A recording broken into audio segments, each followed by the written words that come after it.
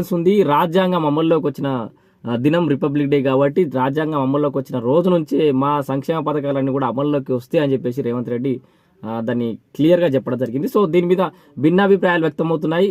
Congress party అంటేనే మోసకారి party, ఎగవేతల party అని చెప్పేసి అటు వైపు బండి సంజయ్ అంటున్నాడు. సో కౌలు రైతుల ముచ్చటే అని చెప్పేసి ఇటు హరీష్ రావు అంటున్నాడు. సో ఓవరాల్గా రైతులు సాటిస్ఫై అవుతారా లేదా, మరి గతంలో వచ్చిన 5,000 కంటే 6,000 ఓకే అని సాటిస్ఫై అవుతారా లేదా, హామీ ఇచ్చిన విధంగా 7,500 ఇస్తలేడు ఎకరానికి అని చెప్పేసి బాధపడతారా, లేదంటే దీన్ని ఎంతమందిని సాటిస్ఫై చేయగలుగుతాడు. మనం నిన్న మొన్న చెప్పుకున్నట్టుగా లెక్కలు దాదాపు 4,800 నుంచి ఒక 500 కోట్ల వరకు ఈ రైతు భరోసాకి అవసరమైన నేపథ్యంలో మరి అంత డబ్బు సమకూర్చిరా. ఈ అప్లికేషన్ల పేరుతోటి కాలయాపన చేసి మరి అప్లికేషన్లు వచ్చిన విధంగా ఒక్కొక్కరికి ఇచ్చుకుంటా పోతే ఇట్లా కాలయాపన చేయడం వల్ల కొంత టైం డిలే చేయడం వల్ల చేదిరిగేటట్టు చూసుకుంటారా రాష్ట్ర సర్కార్ ఏం చేయబోతోంది. మరి అనేక సంక్షేమ పథకాలన్నీ పెండింగ్ హోంవర్క్ లాగా పెట్టుకుంటే